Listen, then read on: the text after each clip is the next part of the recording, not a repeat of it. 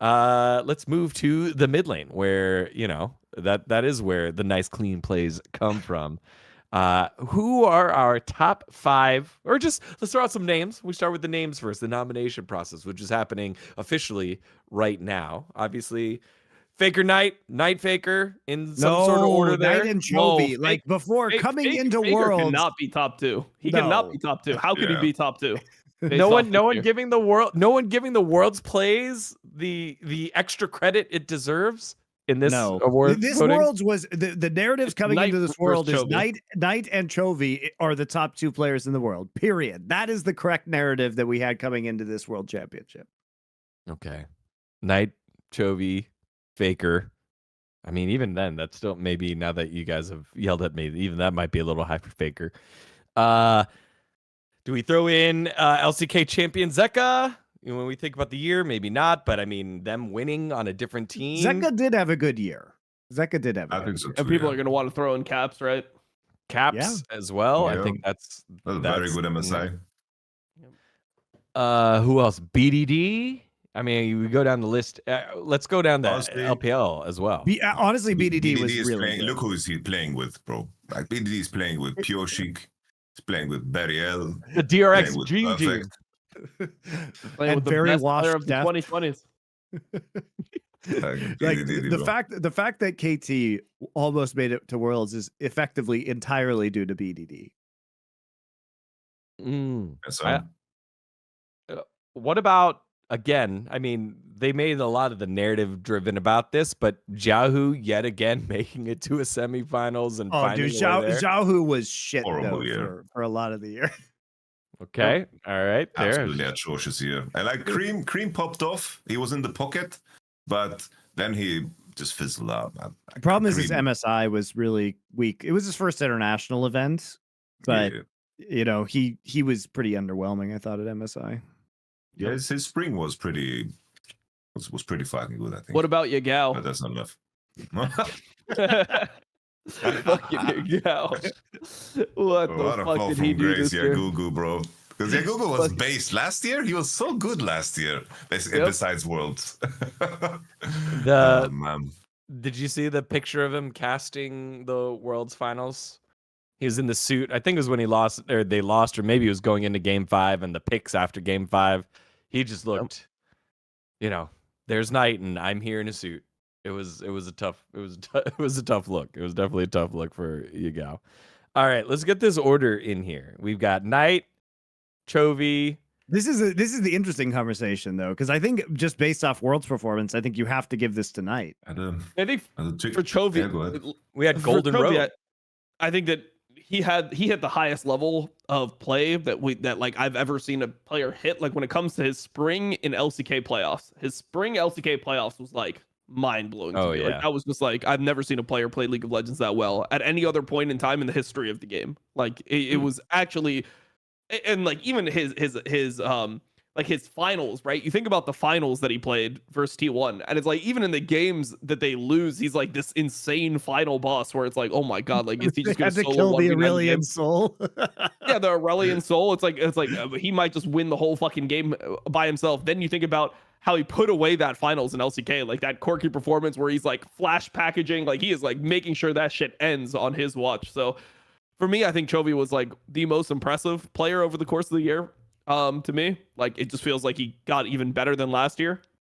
And obviously people hate the way it ended. Like I hate the way it ended too. Like I wish that he played better in these final games, because now like this becomes controversial, right? Like we make this take and it's like, bro, you just like a choker. It's like, no, I just like somebody who's fucking good at the game. Like he's just really fucking good at League. So I think that like maybe you can edge it tonight after Worlds, but I think like Chovy, like there's definitely arguments. Like he was the player of the entire year, right? He was the one that everyone was scared of the entire year. At MSI, he was great. I mean, he's just able to generate such insane advantages on champions that shouldn't have advantages. It was absolutely ridiculous watching how he would lane like Corki versus Orianna.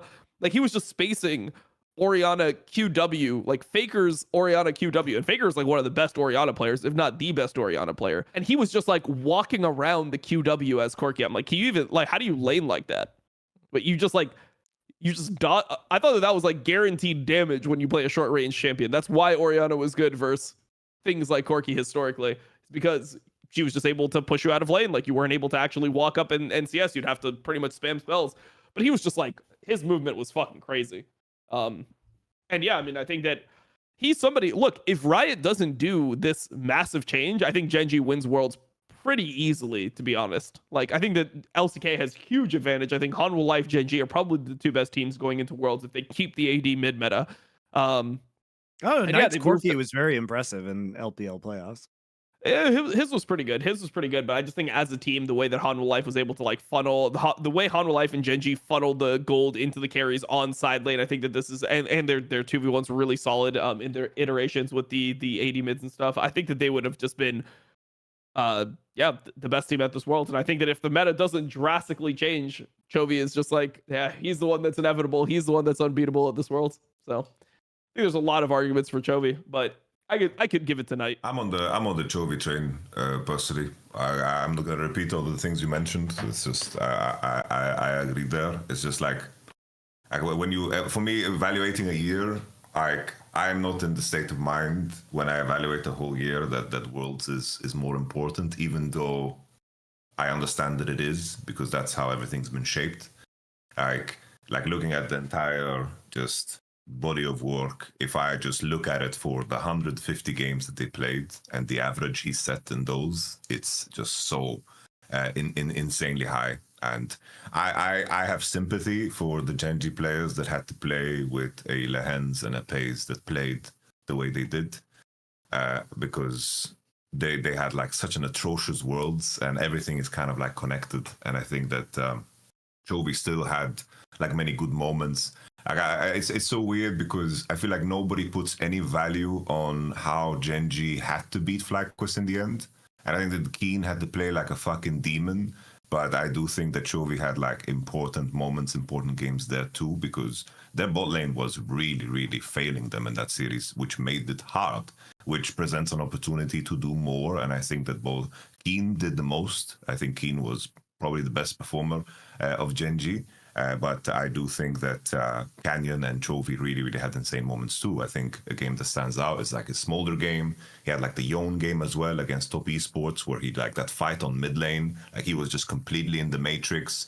And I think in the end, I understand the issue that Gen G face in terms of their underperformance. And I think the main knock towards Chovy, if anything, is that during a World Championship, you need to be nimble. You need to be very, very you need to be able to make switches real time. And I think the class of Chovy, like his level of precision comes through repetition. And I think he doesn't want to walk away from his prep too often. And I think this is where players like Knight and also Faker were willing to like pivot, because in the end, Knight played 12 unique champions. And the adaptation that happened real time at Worlds, you could see the moment where everything switched over, where, Ari is looking very strong. Sylas is an answer. Sylas blind. And then Sylas blind was dominating until the Galio showed up. And doing these adaptations real time, I think, was super important. But this is not Gen G nor Chovy's biggest strength. And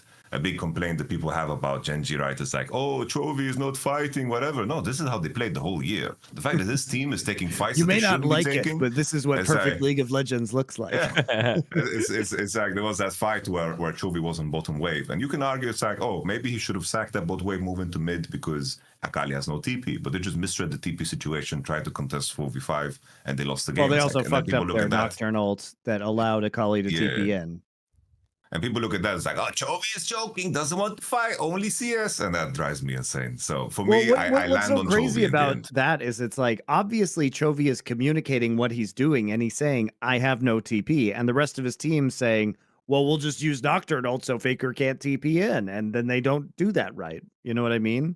So I feel like we've now made a pretty good argument for Chovy. I did forget about a lot of that. Yeah, we've got the Chovy Knight. Undisputed second on Knight. Like, that's so close, I think. So close. Because Knight had a good year Knight too. is the only...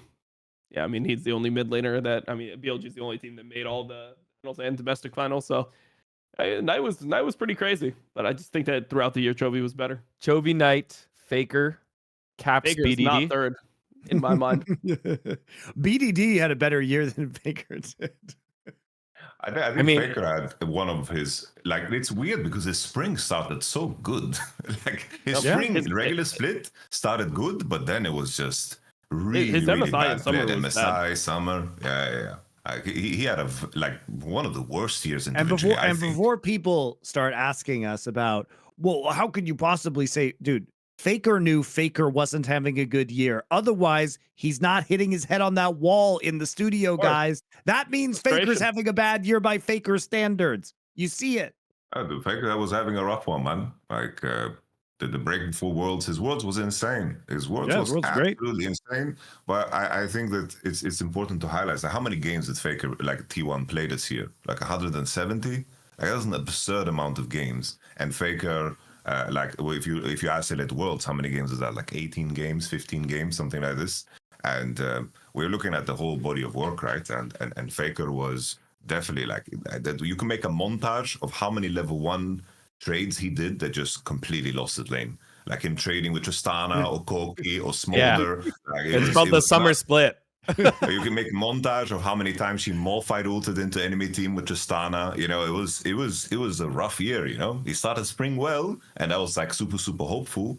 But then, and by the way, for all the people mid, who think that this is some ridiculous Faker slander, it makes his Worlds performance more impressive, you idiots. Yes. Like, this was such an insane turnaround. Like, the real story is, holy shit, how well he played at Worlds, considering how badly he was playing in summer. Does that mean, okay, how far down is Faker even in the top 5? Are we throwing like, I'm just thinking about it, like Showmaker? It's the whole year, man. Like, Zeka, I think BD, Faker deserves MVP Maple? of Worlds. That's true. But it's also true that most of his Maple, year what was the not fuck? good. Did I hear Maple? Yeah, I was just throwing out other mid laners that have had like local and international success. I have to say though, it's like in terms of the other names that we could mention, they also have like a Swiss cheese of a year. You know, whether it's Cream or like I think Showmaker was pretty bad, honestly. The majority of the year, I feel like BDD is a good shout because I did think. Well, the thing is, BDD never went to deep in playoffs or Yeah. at MSI or at Worlds, though. You basically are evaluating BDD off its regular season performance, which was very good. Feels rough. And it's like, for example, I know I am the biggest Rookie fanboy, but Rookie's spring run and spring playoffs was some of the most demonic level of League of Legends that I've ever seen. Like, he dragged his team. Like, if there was anyone that was having like a Chovy-esque spring performance in LPL, it was actually like Rookie. Like, how he dragged that team of absolute bums is nuts. Like, his jungler and his AD was so atrociously bad. They had no business landing so high as they did. Because Photic, and I don't even know what's the fucking name of the jungler. Like, he just makes me angry. Like the fucking Wukong OTP. This guy, bro, like Rookie was nuts in spring. And then like in summer, he tried in like the opening part. He was also like just dropping LeBlanc games, dragging his team, but in the end it wasn't enough, and Rookie's performance also fizzled out. But you know, your mental can only be so strong, you know. Rookie was suffering. Wasn't he like top 5 in like player of the games or man of the matches? I feel like Rookie was like it was pretty top. He was up there. Like, you would see multiple different teams have representation, and then there was just Rookie near the top. I feel like I remember seeing that in the summer split. That's a good shout out.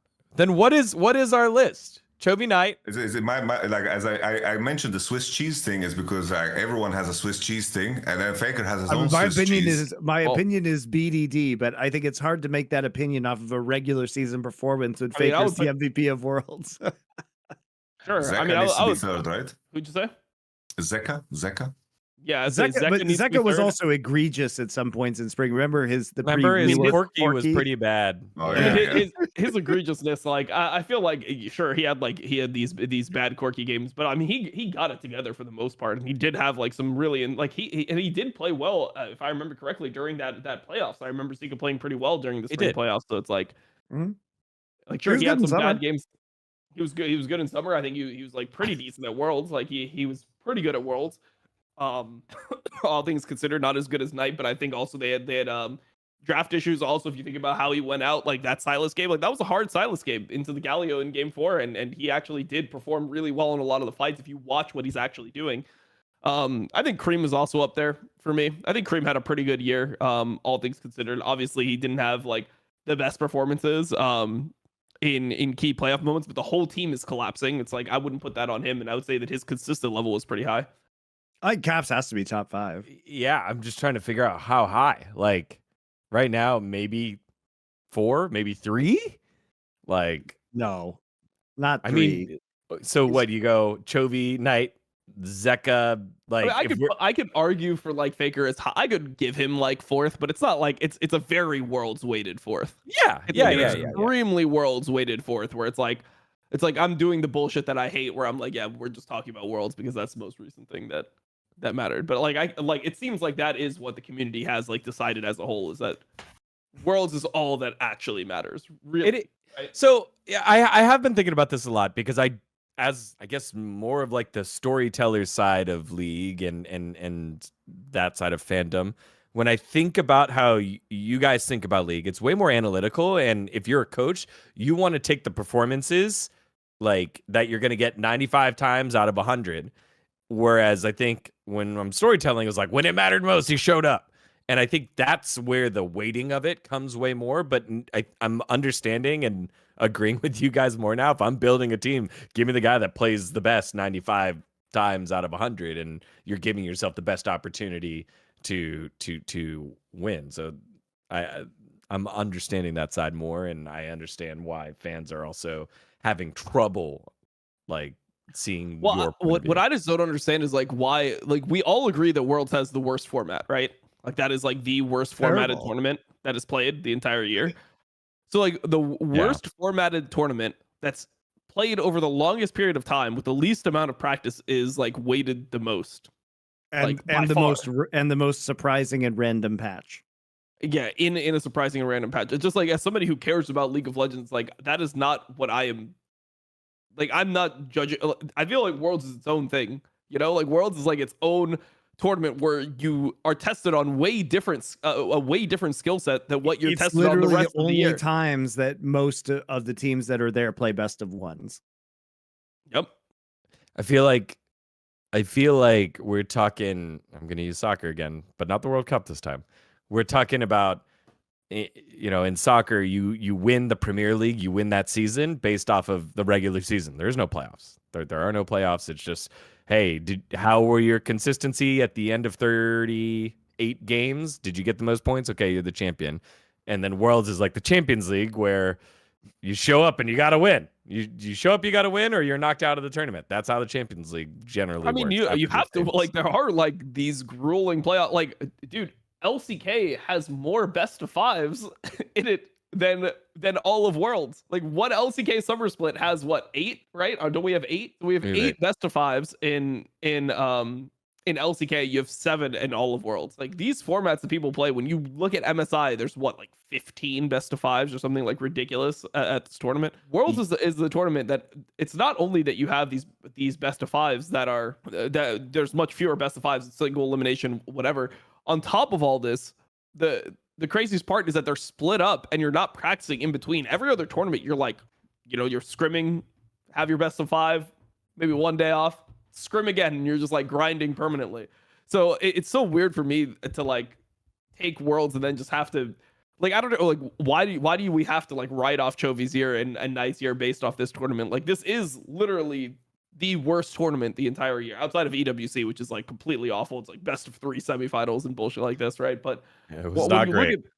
When you look at these tournaments, right, and you look at how Worlds is in general, it's very hard to not view it as like an independent like test. Like it's not the same test that they're always taking. And for me, that's why like I weight it highly. I still weight it the most. I think what everyone else wants to do is they want to weight Worlds as like a 10 and everything else is like a 1 or a 2. Like MSI is like a 5, and then like an LCK split is like a 1 or a 2. And that's like your rating for the year. So if you win, so like by this logic, right? If you were to win, it's just like Harry Potter, you know, Worlds is the golden snitch, and like all the other goals you score just don't matter. But I mean, it does seem like with this a good rating system, which I said on my stream, right? It's like if each LCK split, each LPL split was a 2, MSI was a 5, you could win both, and Worlds was a 10. You could win both your domestic splits and MSI, and you're considered to have a worse year than somebody that just won Worlds and lost everything else. That's how it seems like most fans interpret it. Yeah.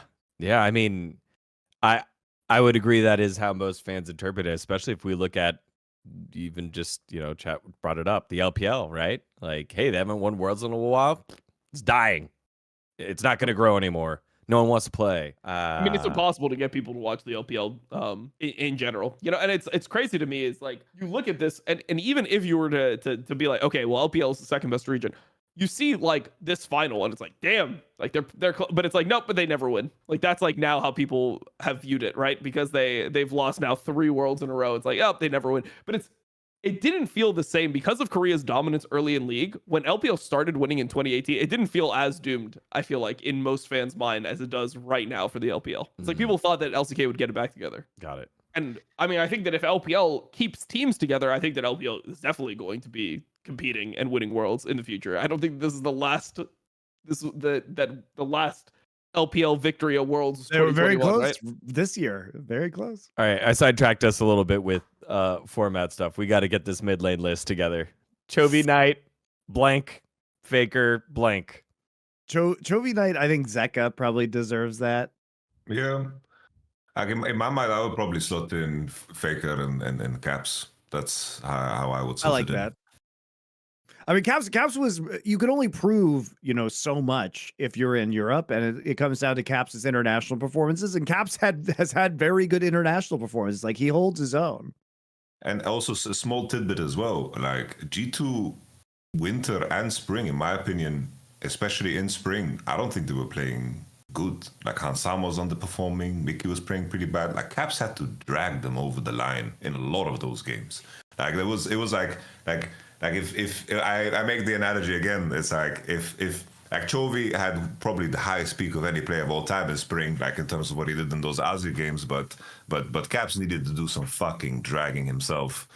Whether it was like him just farming outside, grinding out, like whatever the game position was in, because they just lost early game after early game. Caps was doing some heavy fucking lifting on G2 to get them to MSI. And obviously at MSI they played pretty fucking well, but before that, like G2 was not looking like great. Like this was when like we were watching the LEC Dom and we were just fucking awestruck about, like we were in pain about like the level of gameplay, and Caps was just dragging them over and over again. So yeah, obviously easy region, but still it matters. It definitely does. It definitely does. I mean, I think that Caps also, you have to consider at Worlds, he got eliminated by the 2 finalists. Like those were the best of 3s that he played. His elimination series were against T1 and BLG. Yeah. And they lost to both. And, like, and that's where I'm supposed to be like, games, oh, well, right? then he's garbage, right? What'd you say? No, I was just saying, like, he like the main issue for the what if for G2 is that he was playing 4 games of Orianna straight, and he wasn't unleashed. And then he had like the Silas game that was crazy. The Yone game, he almost like won that game out of the game state. Like he did really, really well, I think. And he definitely like had good moments at Worlds too, for sure. Well, I also think that you have to remember that G2 was basically unequivocally a top 4 team in the world at MSI this year. Yeah. The format for MSI is very good. I think you'd be really hard pressed to argue that G2 was not the 4th best team in the world. And so if they were the 4th best team in the world, the question is who was doing that? The answer is Caps. And BB. We talked about BB as well. And then the question becomes, well, how'd they do domestically? Oh, they won everything. How'd they do at Worlds? Oh, Caps was still good. So I think we do have to consider Caps as a top 5 player, because otherwise you're attributing a lot of their success to like energy or something like that, being more than the sum of their parts. But I don't think that's true. They're not energy. All right. The power of friendship. It's really just the power of Caps. Let's move. Oh, so let's make it official. Chovy, Knight, Zeka, Faker, Caps. All right. Sure. BDD That's what I meant. robbed. Cream Rob, Shout out to Cream and BDD. APA Rob. Look, VDD Holy was shit. great. It wasn't his fault. KT was terrible, but also you need to actually you need to get to the bigger stages to show your shit, I think is the problem with BDD.